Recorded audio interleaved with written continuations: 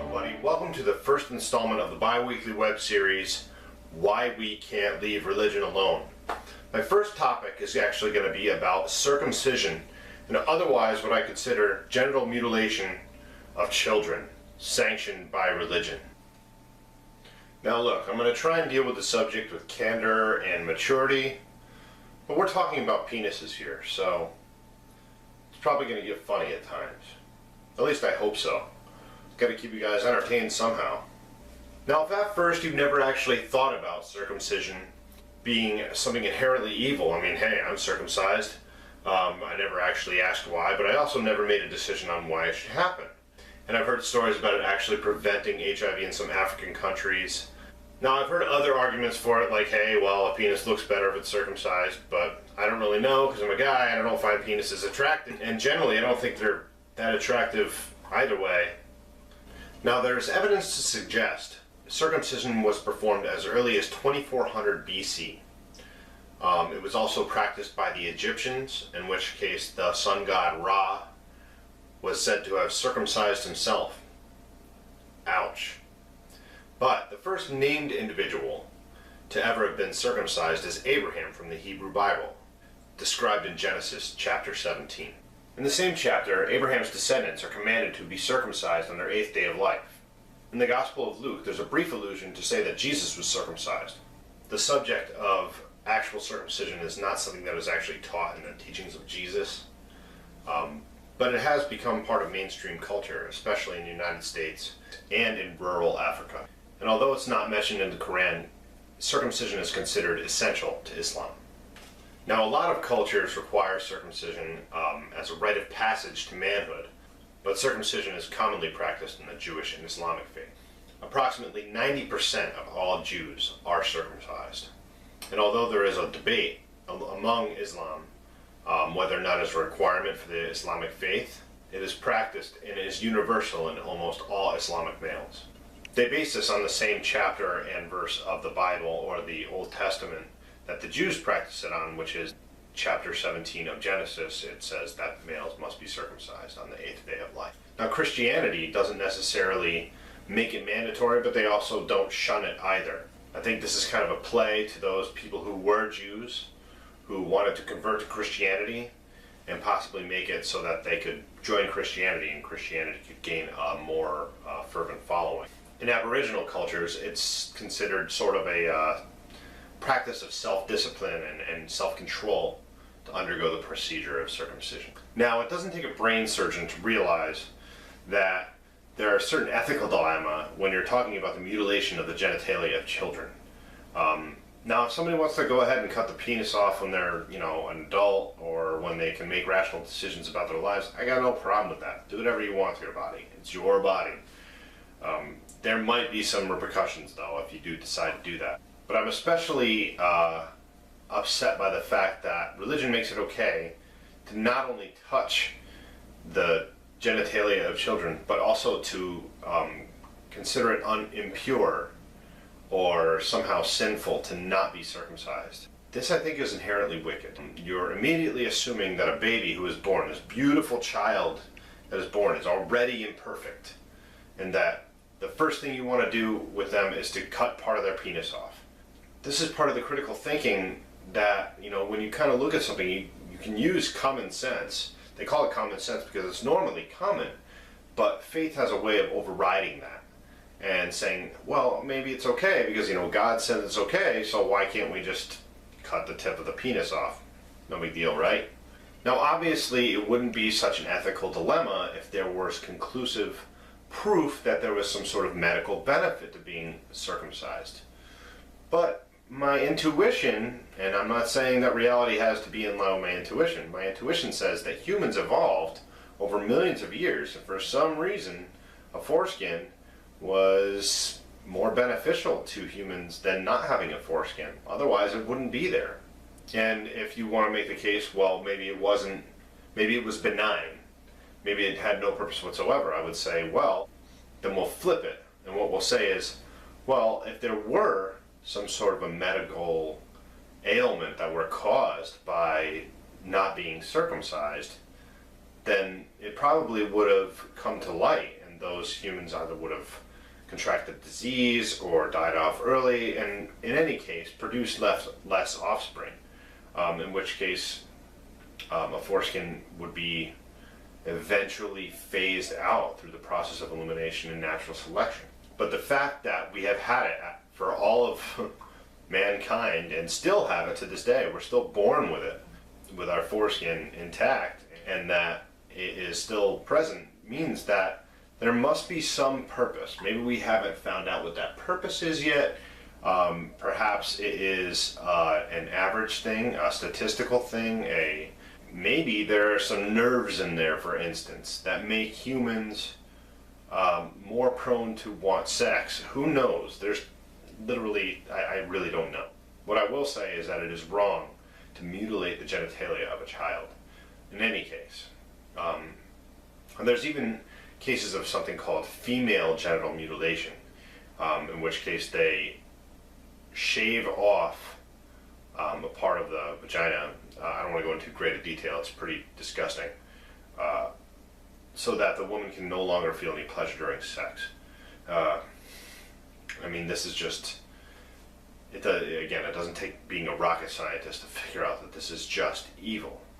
To deprive a human being of pleasure for no reason other than your God said that's true. I just try to defend that. Try to interject your opinion on that and saying that that's okay to do, and I'll have to logic slam you. It's really angering in a lot of ways. Now, there are certain studies out there that says that being circumcised will prevent the spread of HIV, in which case the World Health Organization has determined that it should be mandatory for all of the males that are born in countries where HIV is very prevalent, like, say, rural Africa. And there are some places in Africa, like in South Africa, where over 15% of the people there have the HIV virus. It's pretty staggering, actually. But the net effects of being circumcised only decreases it by 25%. Now, this could be caused by a number of things. It could be because a male doesn't want sex as much, and therefore they have sex less, and therefore they run less of a chance of contracting a disease. Or it could be because it is actually cleaner. I'm willing to consider that as a scientist, or somebody who's at least scientifically literate. But what I won't concede is that there's some reason, some moral obligation to be circumcised in order to benefit you in the afterlife.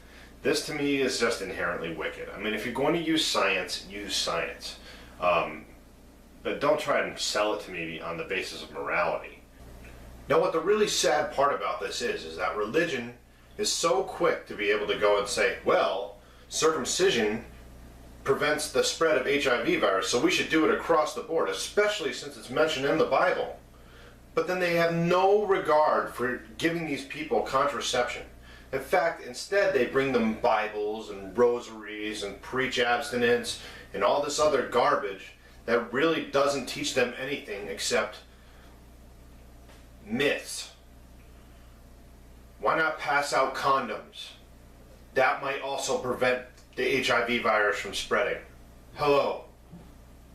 I'd also like to introduce you to one of the most atrocious things about circumcision, and specifically practiced by Hasidic Jews, where after the circumcision is performed, they go ahead and use their mouths to suck the baby's penis to get the blood out.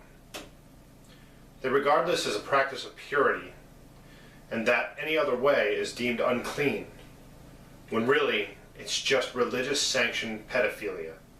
In addition to Milah, the actual circumcision, and Priya, as mentioned above, the Talmud Mishnah Sabbat 1912 mentions a third step, metzitza, translated as suction, as one of the steps involved in the circumcision rite. Metzitza bipeh, the ancient method of performing metzitza bipeh, or oral suction, has become controversial. The process has the mole suck the blood from the circumcision wound on the baby's penis. Evidence suggests that this practice proposes a serious risk of spreading herpes to the infant. Proponents maintain that there is no conclusive evidence that links herpes to metzitza, and that attempts to limit this practice infringe on religious freedom. Here's some footage of a Hasidic rabbi defending the act of metzitza bepre, or oral suction. Just listen to what this guy has to say. In the halacha, in Yeridea, that's the second section of the 4 sections of halacha called the Shulchan Aruch, the set table.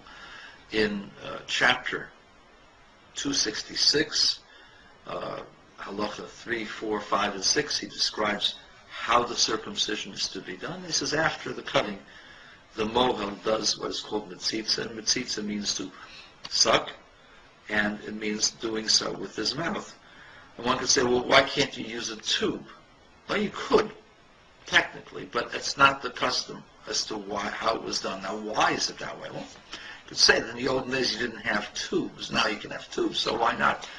The answer, as I thought about it, is that it's not as effective because the tube does not seal as well, it's not as pliable, and furthermore, it's not as quick and it's not as close.